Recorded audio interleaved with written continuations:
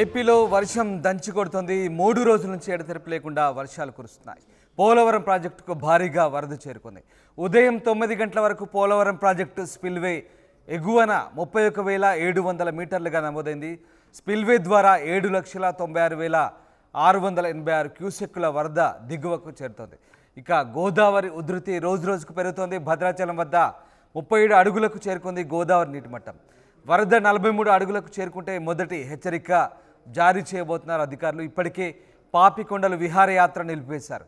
ఇక గండిపోచమ్మ ఆలయం కూడా నీట మునిగింది. మత్స్యకారులు వేటకు వెళ్ళొద్దంటూ అధికారులు ఆదేశాలు జారీ చేశారు. గోదావరికి ఎగువన కురుస్తున్న వర్షాలతో భారీగా పోలవరానికి వరద నీరు వచ్చి చేరుతోంది. రోజుకు గోదావరి ఉధృతి పెరుగుతోంది. పోలవరం ప్రాజెక్టు ఉదయం 9 గంటలకు స్పిల్వే ఎగువన 31,700 మీటర్లుగా నమోదైంది. స్పిల్వే ద్వారా 7,96,686 క్యూసెక్కుల వరద దిగువకు వదులుతున్నారు. ఇక గోదావరి ఉధృతి రోజుకు పెరుగుతుంది. భద్రాచలం వద్ద 37 అడుగులకు గోదావరి నీటి మట్టం చేరుకుంది. 43 అడుగులకు చేరుకుంటే మొదటి హెచ్చరిక జారీ చేయబోతున్నారు అధికారులు. దీంతో పాపికొండల విహారయాత్ర నిలిపివేశారు. అటు గండిపోచమ్మ ఆలయం కూడా మునిగిపోయిన పరిస్థితి. మత్స్యకారులు వేటకు వెళ్ళొద్దంటూ కూడా అధికారులు ఆదేశాలు జారీ చేశారు. మణికుమార్ జాయిన్ అవుతున్నారు ఏలూరు నుంచి. మణికుమార్, ఇప్పటికే పోలవరానికి భారీగా వరద నీరు చేరుతున్నట్టుగా తెలుస్తోంది. ఎంత ఇన్ఫ్లో ఉంది, ఎంత అవుట్ఫ్లో ఉంది, అలాగే ఎగువ ప్రాంతాల నుంచి ఏ రకంగా వరద పోటెత్తుతోంది?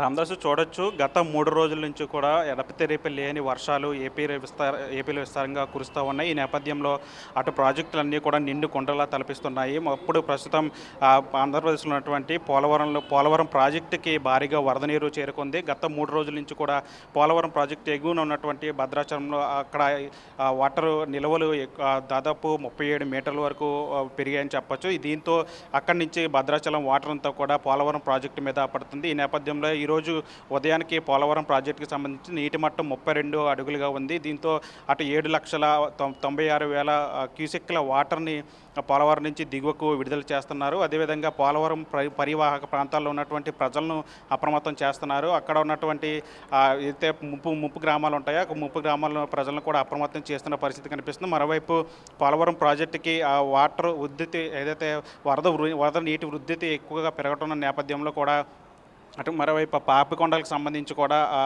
ఆ విహారయాత్రలను కూడా రద్దు చేసినట్లు కూడా తెలిసింది. దాదాపు 4 రోజుల నుంచి కూడా పాపికొండల విహారయాత్రలను పర్యటన రద్దు చేశారు. బోటు షిప్పింగ్లు కూడా అక్కడ రద్దు చేసిన పరిస్థితి. అదేవిధంగా అక్కడ ఉన్నటువంటి పోలవరం ప్రాజెక్టు వద్ద నీరు పెరిగిపోవడంతో అక్కడ గండిపోచమ్మ ఆలయం కూడా పూర్తిగా మినిగిపోయింది. మనం విజువల్స్లో చూడొచ్చు.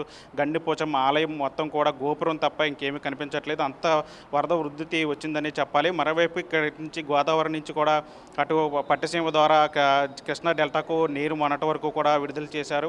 ఇటీవలే మంత్రి నిమ్మల రామానాయుడు కృష్ణా డెల్టాకు పట్టిసీమ ద్వారా నీరుని విడుదల చేశారు. అయితే పోలవరం ప్రాజెక్టుకి వరద ఎక్కువగా వస్తున్న నేపథ్యంలో కూడా అటు పట్టిసీమకు సంబంధించిన నీటి జలాలను ఎత్తిపోతలను కూడా నిలిపేసినట్టు కూడా తెలుస్తుంది. ఎందుకంటే ఆ ప్రకాశం బ్యారేజ్కి కూడా పెద్ద ఎత్తున నీరు వచ్చి చేరుతుంది. ఈరోజు కూడా ప్రకాశం బ్యారేజ్ వద్ద నీటి మట్టం అయితే పెరిగిందని చెప్పవచ్చు. ఈ నేపథ్యంలోనే ప్రకాశం బ్యారేజ్కి కావాల్సినంత నీరు వస్తున్న నేపథ్యంలో అటు పట్టిసీమ నుంచి కూడా నీటిని కూడా ప్రస్తుతానికైతే నిలుపుదల చేసినట్లు కూడా తెలుస్తుంది. ఓవరాల్గా అటు ఏపీ వ్యాప్తంగా చూసుకుంటే మొత్తం ప్రాజెక్టులన్నీ కూడా నిండు కొండలా కల్పిస్తున్నాయి. ముఖ్యంగా పోలవరం ప్రాజెక్టు సంబంధించి ఇప్పటికే నీటి సామర్థ్యం పెరిగిన నేపథ్యంలో కూడా 37 భద్రాచలంకి సంబంధించి 37 మీటర్ల వరకు నీటి సామర్థ్యం పెరిగింది. అక్కడ కూడా ఈరోజు 43 అడుగులు దాటితే గనక 43 మీటర్లు దాటితే గనక ఖచ్చితంగా మొదటి ప్రమాద హెచ్చరిక జారీ చేసే అవకాశం ఉంది. ఈ నేపథ్యంలోనే అటు పరివాహక ప్రాంతాలకు సంబంధించి కూడా చర్యలన్నీ కూడా చేపడుతున్నారు. మరోవైపు పోలవరం ప్రాజెక్టుకు సంబంధించి కూడా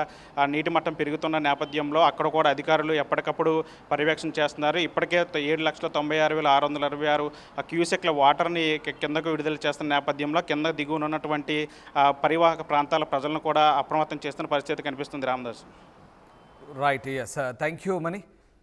స్పిల్వే ద్వారా 7,96,686 క్యూసెక్కుల వరద దిగువకు వెళ్తున్నారు పోలవరం నుంచి. ఇక రోజుకు ఇప్పటికే గోదావరి ఉధృతి పెరుగుతోంది. భద్రాచలం వద్ద 37 అడుగులకు చేరుకుంది. 43 అడుగులకు చేరితే మొదటి ప్రమాద హెచ్చరిక జారీ చేస్తారు అధికారులు. ఇప్పటికే పాపికొండలు విహారయాత్ర కూడా నిలిపివేశారు.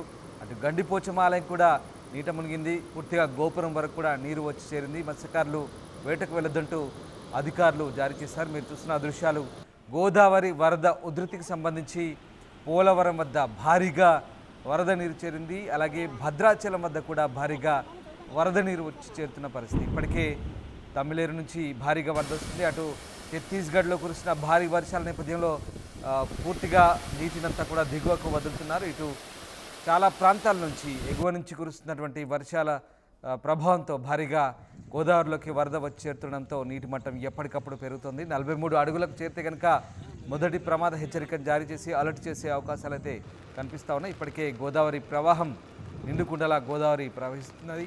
మరోవైపు పోలవరంలో నీటి ప్రవాహం పెరుగుతోంది. దిగువకు కూడా పోలవరంలో నీటిని వదులుతున్న పరిస్థితి కనబడుతూ ఉంది. మొత్తం మీద అధికారులు మాత్రం అప్రమత్తంగా ఉండాలంటూ దిగువ ప్రాంతాల ప్రజలను హెచ్చరిస్తున్న పరిస్థితి కనబడుతుంది.